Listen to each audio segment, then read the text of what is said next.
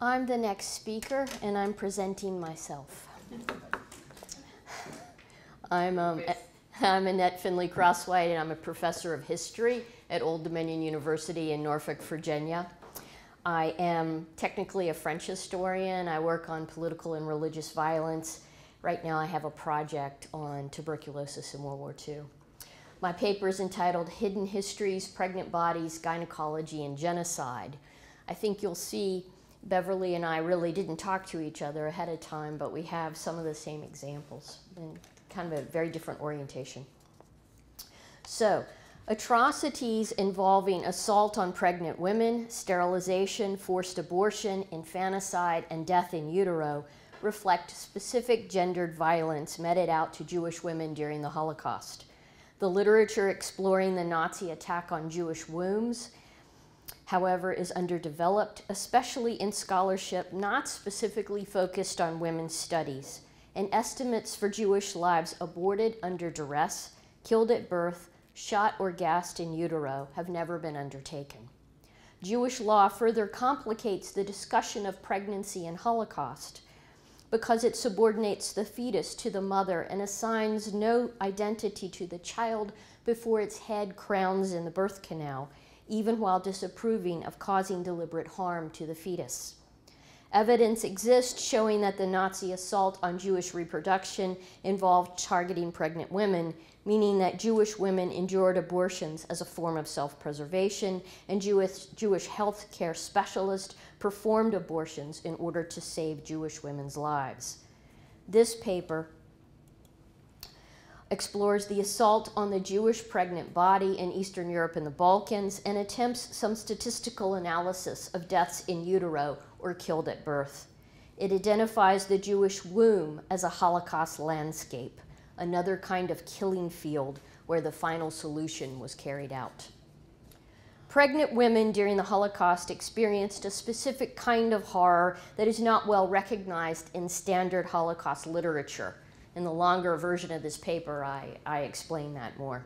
Beverly Chalmers articulates that the direct means of killing Jews by bullets, starvation, disease, gas chambers, or torture are exhaustively covered in Holocaust literature, but the same cannot be said for those indirect ways that she talked about that the Nazis pursued to eliminate Jewish reproductive lives.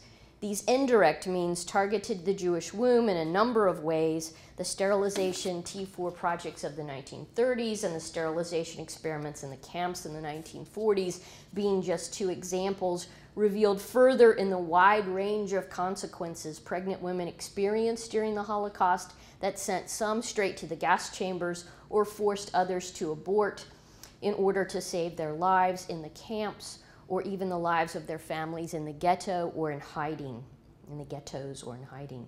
To annihilate the Jewish people, it was necessary for the final solution to emphasize an attack on the embodiment of Israel revealed in the womb of the Jewish mother.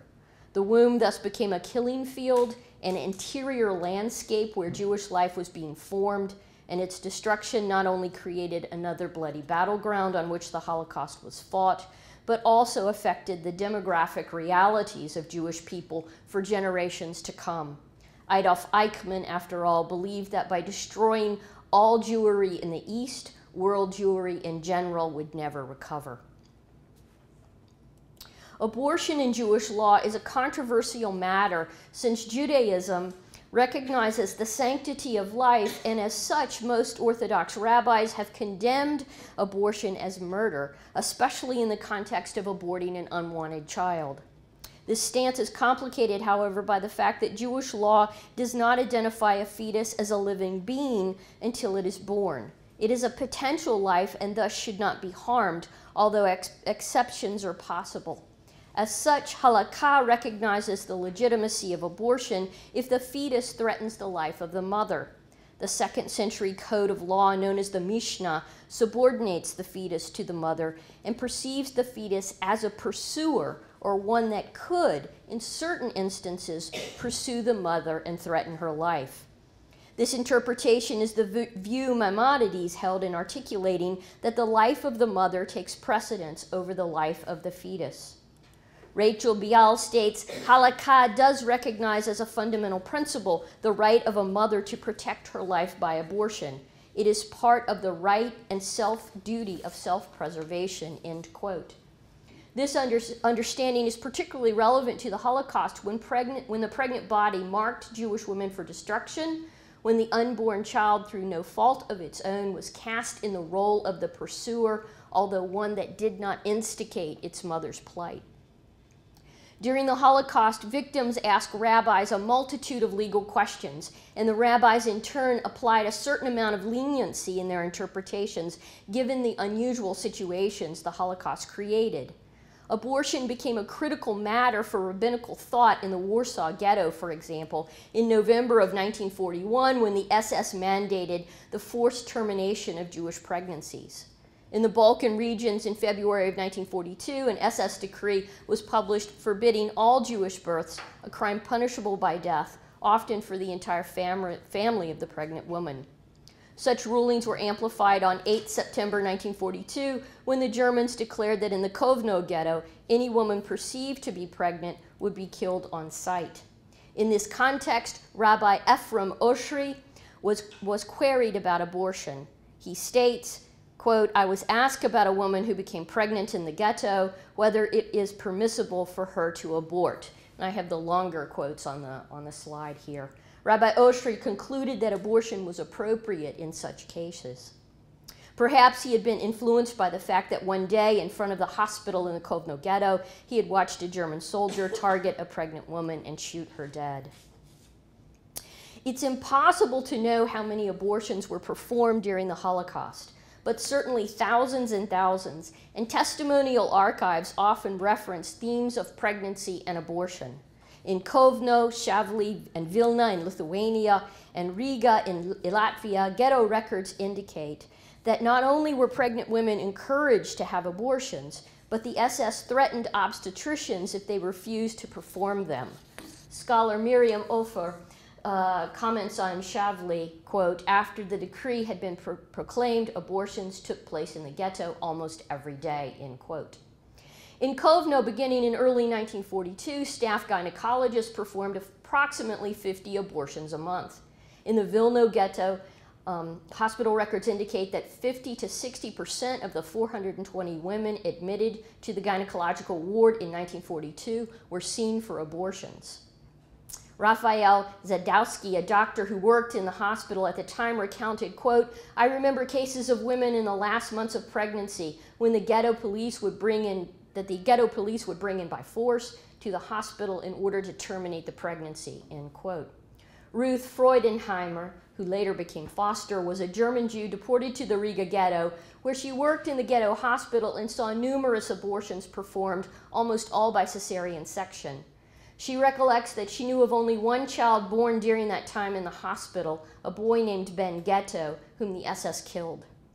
Foster explained that in Riga, one German Jewish gynecologist perfected the procedure of extracting fetuses using forceps so as not to leave a scar and so that the woman could return to work more easily. One might argue that just as Nazi doctors experimented on Jewish bodies in the camps with diseases like typhus, Nazi genocidal policy also stimulated abortion epidemics that made Jewish pregnancies unsustainable. Nazi directives were never consistent, however, and changes of protocol and leadership added to the confusion. In Theresienstadt, just as in Kovno and elsewhere, births were prohibited and abortions mandatory. Yet Ruth Elias, who you've heard already, recounts that in 1943, a regulation was passed that prohibited all abortions in Theresienstadt, and doctors caught performing them were subject to immediate deportation. It's plausible that the change in strategy later in the war was simply meant to hasten deportation of pregnant women to camps like Auschwitz, where they would be identified as pregnant and gassed on arrival. The new ruling thus denied pregnant women life-saving abortions. Gisela Perl, the Czech gynecologist who produced a post-Holocaust memoir, recounted aspects of the thousands of abortions she performed while in Auschwitz, and she offers vivid testimony to the, quote, special treatment pregnant women received in the camp. As the largest of the concentration extermination camps, Auschwitz-Birkenau had a constant supply of pregnant women who either faced extermination, experimentation, sterilization, abortion, or delivery. Stanisława Leszczyńska, a Polish midwife who spent 2 years at the camp, stated, quote, among the numerous transports of women that arrived at the camp, there was no shortage of pregnant women. Many were able to hide their pregnancies and abort or deliver. Barracks became abortion clinics and maternity wards where doctors and midwives and others with birthing knowledge faced difficult ethical challenges in trying to save Jewish lives. Dr. Pearl, a Holocaust victim herself, wrote, quote, it was up to me to save the life of the mothers if there was no other way than by destroying the life of the unborn children, end quote. In the, quote, dark corners of the camp, end quote, in the hospital blocks and sometimes on the concrete channels that connected the cold fireboxes on either end of the barracks, Jewish wombs were manipulated so that the taking of the potential lives, the pursuers, in the Hackalic sense, protected and or saved the lives of the mothers. In this context, many children born live were quickly killed, most often without the mother's knowledge. Writing in April of 1944, Sarah Numberg-Schittek, a teacher and journalist from Lublin deported to Auschwitz, explains, quote, in the hospital block, it is impossible to conceal the birth of a child from the Germans. Our procedure now is to kill the baby after birth in such a way so that the mother doesn't know about it. Mothers lost their babies in other cruel ways as well, since Auschwitz was also a medical experimentation camp where Dr. Mengele had a particular interest in pregnant women. Ruth Elias, mentioned above, tells of delivering a baby girl in the hospital whom Mengele planned to watch starve to death, and with the help of a dentist, she secured morphine to take the child's life. In the final days at Auschwitz, orders came from Berlin that slowed or stopped the gassing of pregnant women. A Polish Jew named Gina Adelman reported that as a result, she found herself in a hospital block with at least 50 other pregnant women. Many were given abortions before being sent off on transports as the Germans prepared to abandon Auschwitz. Adelman delivered her son on 10 January 1945, and he died on 27 January, the day the camp was liberated. But she states, quote, I know for a fact of the children born at this time, not one is alive, end quote. It is impossible to provide a precise accounting of the number of pregnant women who were sent to death in the camps or shot by Einsatzgruppen or other Germans and their collaborators, or gave birth in the ghettos, camps, forests, or in hiding, or aborted a child and either survived the war or did not. In the case of survivors, we have no way of knowing how many Jewish women aborted or gave birth during the war and never spoke of the experience again. To get a sense of the magnitude of this form of genocide, however, we can consider the number of births that would have occurred in a population of 6 million, the figure given for the number of Jewish deaths in the Holocaust. Measuring natality as the relationship between the number of pregnant women in any population involves determining the number of births per 1,000, and that's birth per /population times 1,000 of the mid-year population, and recognizing that 3/4 of women who give birth during a 12-month period are pregnant. In 1938, birth rates in Nazi-occupied countries ranged from a low of 13.9 births per 1,000 in the population in Austria to 37.5 in Russia. If we use then 15 to 30 as a plausible range, this implies to 90,000 to 180,000 births would have occurred in a year, and at any given moment in time, 67,500 to 135,000 females would have been pregnant. Even so, not all pregnant women died in the Holocaust, especially since abortions were pursued to save lives. So it might be best to base calculations on the pre-war Jewish population of 9.5 million. In this case, if we use 15 to 30 again as a plausible range, this implies that 142,500 to 285,000 births would have occurred in a year, and at any given moment in time, 106,875 to 213,750 females would have been pregnant. thus even allowing for lower rates of pregnancy during wartime, it would be unlikely that the number of lives lost in utero or killed at birth during the Holocaust would have been lower than 60,000 and could have easily been over 100,000 in the context of the pre-war population figure. To come up with these figures in the math, I worked with George Otler, who heads a Population Studies Institute at the University of Michigan in Ann Arbor. Questions about the moral permissibility of abortion, whether within Haqqaic law or revealed more broadly within medical ethics and societal debates on abortion in general, have hindered analytical exploration of Jewish women's experiences with pregnancy during the Holocaust. Dr. Aaron Pick, a respected doctor in the Shavli ghetto in Lithuania, reacted with horror to the 5 February 1942 ban on births in the ghetto. He recorded in his diary, quote, "The world has never before heard such a decree and will never forget it," end quote. In fact, the world not only forgot the decree, but in large measure has never fully integrated the Nazi assault on Jewish wombs into the larger Holocaust narrative. The Jewish womb is a Holocaust wasteland that is vast and empty, even though it encompasses a collection of a potential 100,000 births in utero, aborted fetuses, and/or babies who lived at most a few days.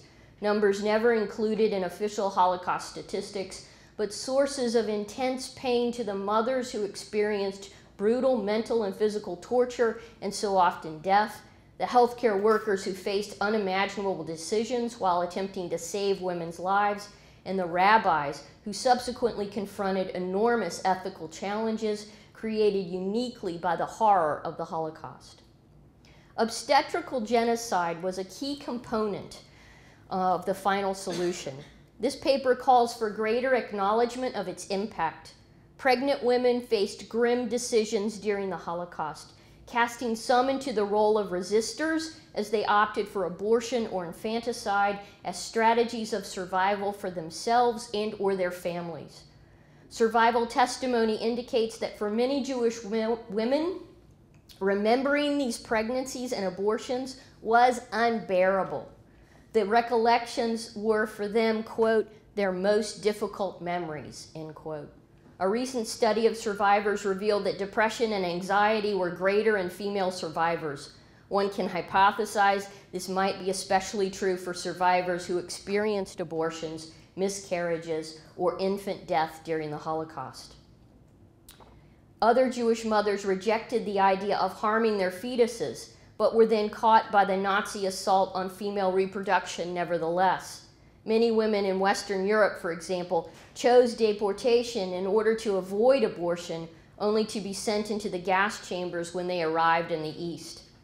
By avoiding abortion and infanticide discussions, by deeming them unbearable, we consign the Holocaust pregnancies to oblivion, which is exactly what the Nazis wanted, and we dishonor Jewish mothers in the process who fought for survival. Recognizing the sheer magnitude of the scale of the Nazi assault on pregnant Jewish women, as discussed in this paper, should help scholars better understand the epidemics of abortion, deaths in utero, and infanticide the Nazi racist agenda stimulated during the Holocaust, and better recognize the interior landscape of the Jewish womb as a crucial site of Holocaust destruction. Thank you.